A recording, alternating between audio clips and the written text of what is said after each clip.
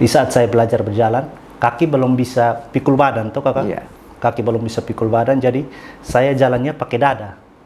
Ketika orang tua angkat, saya jatuh. Ketika orang tua angkat, saya jatuh karena kaki belum pikul. Jadi ketika saya dilepas di lantai, saya merayapnya pakai dada. Jadi tarik badan. Nah, kasih sekolah lu. Walaupun lu disabilitas, kotong semua kasih sekolah lu di yang normal. Karena kotong mau supaya tidak mental terpupuk nih. Supaya lu pun percaya diri itu terbangun terus. Dengan begitu, lu pun kepercayaan diri, mental semua itu akan diuji. Dengar telinga kiri, keluar telinga kanan. Kau dong omong, apa yang kurang dari beta? Iya toh kakak, hidup tetap berjalan. Dong omong bukan beta napas putus. Iya toh, kecuali dong itu omong. Keren. Itu keren. Dong omong kecuali beta.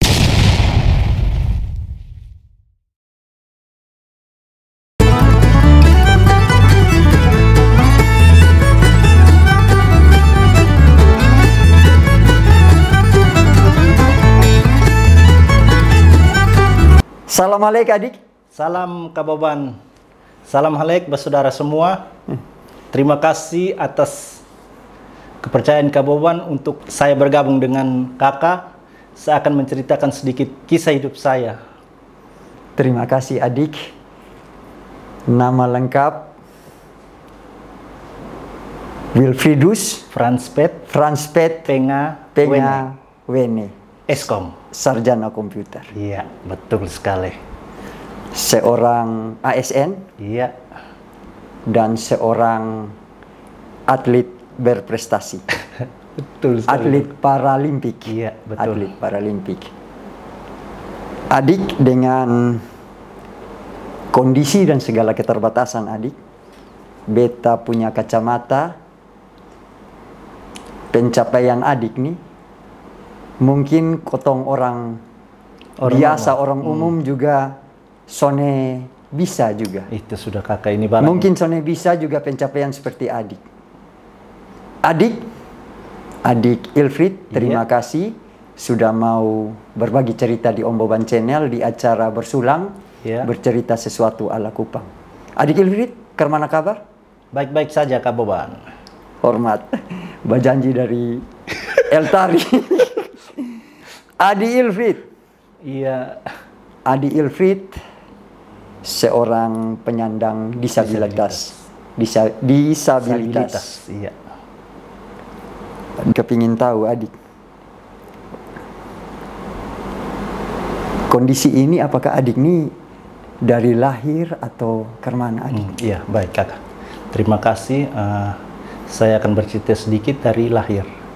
Kondisi saya ini kebanyakan orang bertemu dengan saya, mereka tanya, lu kenapa nih? Tabrak kau atau apa?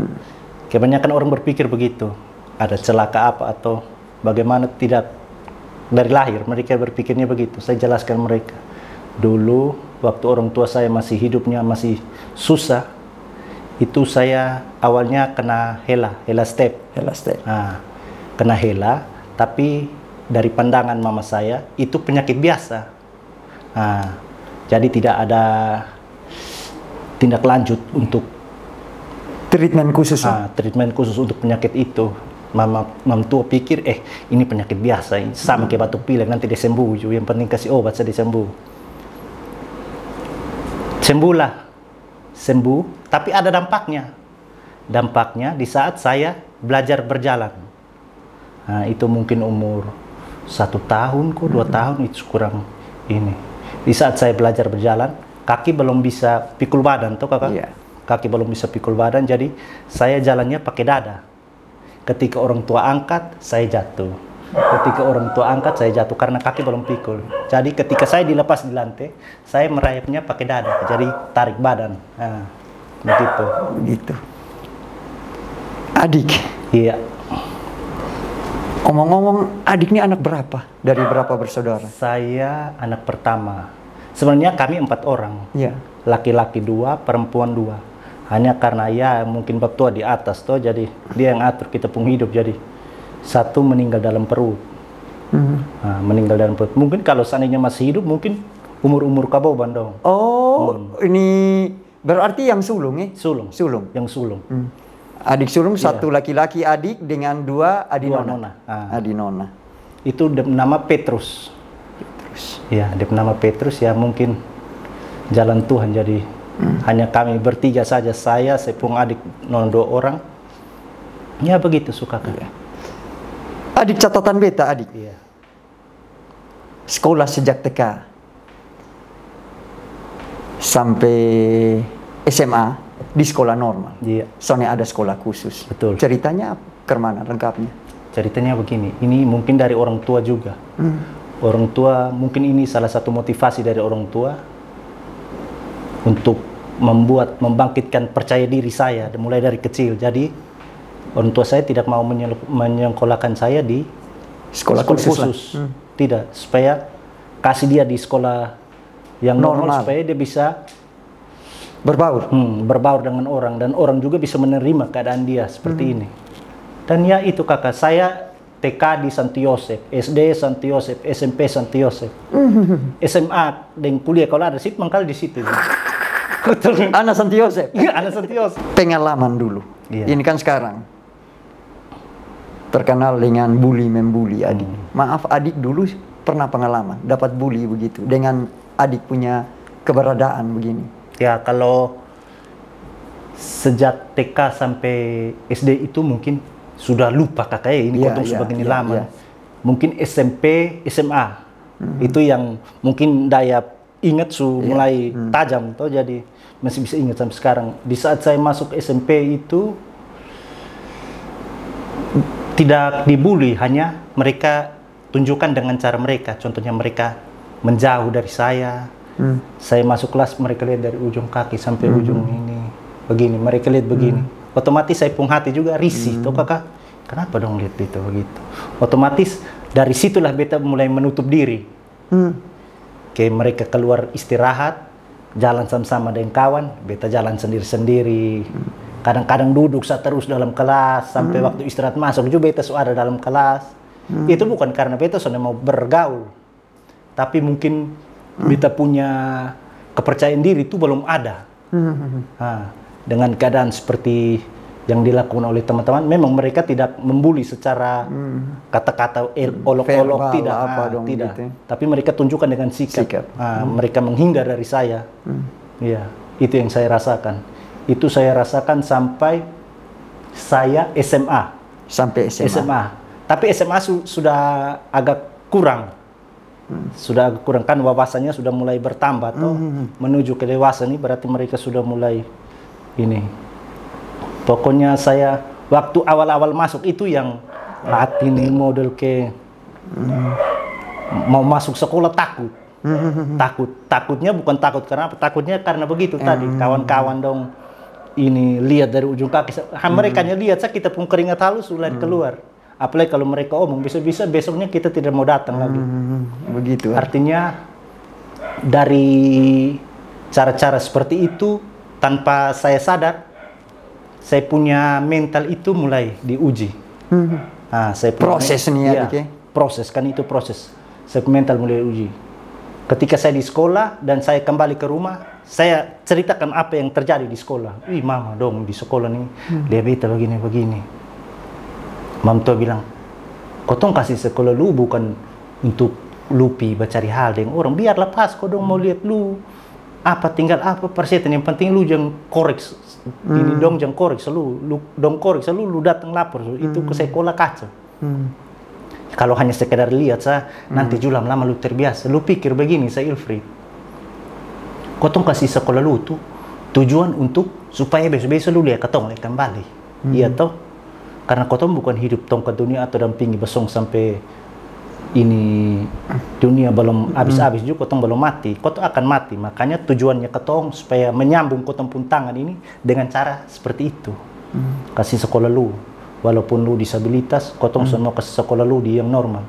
Karena kotong mau supaya tidak mental terpupuk nih. Supaya lu pun percaya diri itu terbangun terus.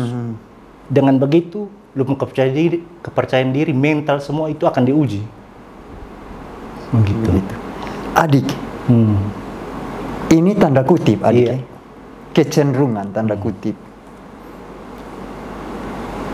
Orang dong kecenderungan orang penyandang disabilitas nih adik. Rata-rata agak sensitif, mudah tersinggung. Kalau adik, pengalaman adik sendiri? Ya kalau beta kakak, kalau untuk yang sekarang ini, yang sekarang kakak bawa beta sekarang, yang sekarang kakak bawa beta nih, kalau untuk mudah tersinggung, beta rasa beta bukan pribadi. Mungkin itu beta pribadi yang waktu beta masih dulu SD, SMP, SMA, mungkin itu. Tapi kalau untuk sekarang itu sudah jadi makanan hari-hari. Makanan hari-hari. Iya toh, karena terpupuk mulai dari SD, SMP, SMA sampai kuliah sampai sekarang. Jadi dong mau ngomong apa, dengar telinga kiri keluar telinga kanan. Kau dong omong apa yang kurang dari beta? Iya toh kakak, hidup tetap berjalan. Dong omong bukan beta napas putus. Iya toh, kecuali dong itu omong. Keren. Itu keren. Dong omong kecuali beta napas langsung begini ya. Oke. Bos omong beta jalan beta hidup sendiri nih. Kenapa? Begitu. Catatan beta. Ada cerita. Momen titik balik dari adik Ilfrid. Iya. Adik pernah cerita di beta, pernah kurung diri itu 2 tahun. Itu kayak hidup kayak ayam potong adik. Hidup kayak ayam potong. Betul. Dan momen titik balik ini ada satu titik bahwa Sone mau kuliah dulu. Sone mau kuliah, kurung diri, bangun, makan, tidur. Pokoknya kotong gaik suka ayam potong. Ayam potong. Ini apa? Ayam potong, hidup ayam potong. Takuju Mama Ani. Mama Ani datang motivasi. Cerita lengkapnya adik. Oke. Begini kakak, itu waktu saya SMA itu kelas 3, pokoknya sebelum tamat SMA dari di BP otak tuh ada memang. Ini hanya tamat SMA. Besok mau lanjut lagi. Itu omong dalam BP sendiri. Ini yang tamat SMA, beta sone mau le. Bet suka pemalas. Artinya omong-omong begitu terus. Tibalah di saat beta lulus SMA, dan itu betul-betul terjadi selama 2 tahun. Itu beta di rumah mam tua bab tua omong sampai menangis. Weh Ilfrid, lu kotong susu kasih sekolah lu capek-capek baru pas di sini lu sone mau le. Nanti besok-besok kotong su mati, lu mau jadi apa? Nanti lu sama kayak kerbau tuh, ikat cincin di hidung, don tarik pi jurang. Kerbau son tahu bilang dong ada tarik lu pi jurang, nanti lu jatuh di jurang baru oh lu tahu ini jurang. Sumati toh. Jadi sone ada inilah. Sone ada celah untuk mau berubah lah. Jadi begitu kakak. Beta selama 2 tahun tuh hanya makan, tidur, TV. Begitu saya duduk main HP mau kosong banyak. Sampailah di saat satu waktu Beb Mama Ani datang. Itu Beb Mama Ani datang itu bukan tujuannya bukan untuk beta, untuk perlu demi Bapak Mama. Perlu dong 2. Hanya mungkin kebetulan mungkin jalan Tuhan juga kayak supaya Mam Ani datang nih perlu dengan Mam tua dan Mam tua sekaligus buat beta supaya berubah seperti sekarang kakak lihat ini. Sudah. Mama Ani datang. Ilfrid nih begini. Ilfrid itu begini dia susah masuk sekolah lah. Dia susah mau lanjut kuliah lah. Sudah. Mama Ani berteriak dari ruang tamu. Ilfrid mari dong. Mari lu datang dulu sini. Bapak Mama pi dulu, tahan dulu. Tahan di belakang dulu. Mama Ani mau ngomong dari Ilfrid dulu. Orang tua tujuan kasih sekolah lu dari TK sampai sekarang, sampai lu tamat SMA ini. Tujuannya bukan untuk dong, bukan. Dong mau lihat lu supaya sukses walaupun lu pun keadaan begini. Iya toh. Sekaligus nanti besok-besok lu yang jadi pengganti dong. Nanti orang lihat lu di mata sebelah. Lu semua model begini, jalan miring kiri kanan lah baru semua kuliah lah. Nanti orang bilang apa? Model begitu begitu lah pemalas kuliahnya di rumah. Saya buat apa dia tuh? Sekarang lu pikir sendiri. Ini Mama Ani omong nih, bukan Mama Ani marah-marah lu. Ini bukan untuk Mama Ani. Mama Ani sedikit lah sepulang Mama Ani pun kehidupan. Mama Ani pun anak-anak pun juga ada. Jadi Mama Ani urus Mama Ani pun kehidupan lu dan orang tua di sini. Sekarang lu berpikir sudah. Jadi Mama Ani ngomong itu kalau lu mau kuliah, Mama Ani pun nomor ada di Bapak dan Mama. Mama Ani kasih waktu lu berpikir. Dan kalau memang lu setuju, telepon Mama Ani, ambil Mama Ani pun nomor di Mama. Kalau lu setuju pun kasih kabar juga. Kasih kabar juga supaya pasti Mama Ani tahu pasti itu yang mana. Lu mau atau tidak. Mama Ani pun kata-kata tuh selalu terngiang-ngiang terus. balari di bep otak sih. Sampailah satu ketika dari bep dalam diri bilang, beta harus lanjut kuliah. Langsung mulai dari situ besoknya Mam tua dengan Mama Ani yang pidaftar di Stikom. Pidaftar, daftar habis dong pulang ke Stawa beta. Ingat toh Mama sudah daftar, Mama dan Mama Ani sudah daftar. Sudah mulailah dari situ sampailah saat di mana masuk kampus pertama kali. Hari pertama masuk hari kampus. Pertama untuk ikut ospek mahasiswa baru tuh kakak. Jadi ikut sudah beta datang piuh manusia mahasiswa baru dan kakak senior dan dosen-dosen yang urus ini barang penerimaan mahasiswa dong full di situ. Beta datang kan waktu itu ini tuh kakak belum dengan oto belum ini apa bawa oto juga itu diantar. Nah di sepupu dong antar sampai sana, woi itu kakak beta turun motor tuh keringat halus, dong baru lihat saya beta keringat halus. Tekanan luar biasa ya waktu itu adik. Tekanan, hanya di balik tekanan itu ada beban yang beta harus wujudkan. Bapak mama nih, ya toh? Itu tekad yang mengalahkan ini, yang mengalahkan ini beta tekanan yang ada dalam beta sendiri nih.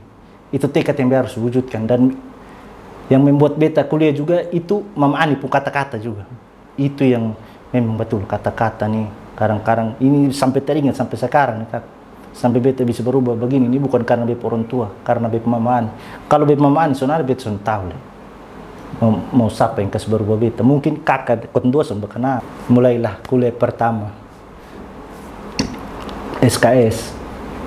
Kuliah pertama mulai dari situ tuh mau dibilang mulai channel untuk dapat kawan mulai ada tuh. Sengaja mau bahasa, halo kawan.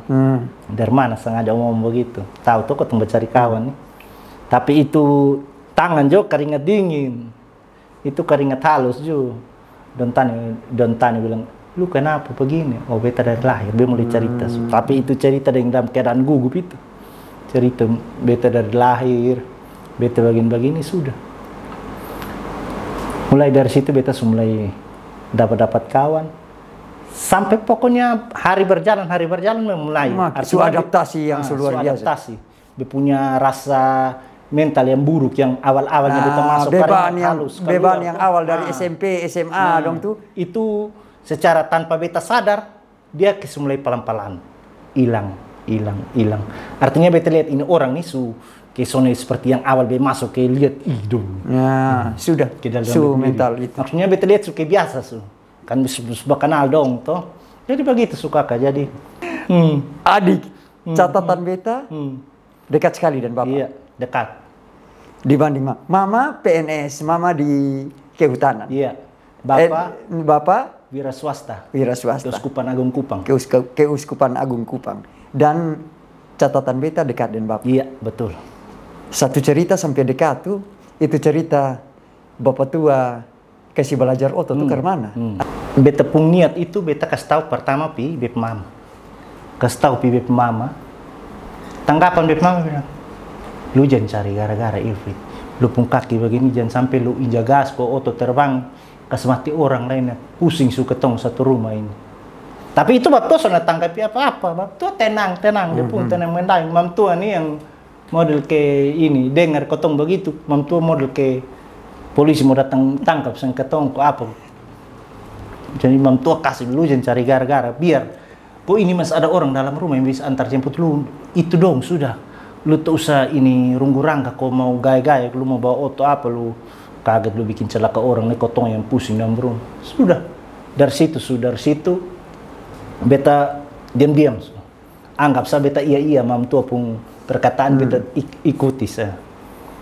Di satu sisi bab tua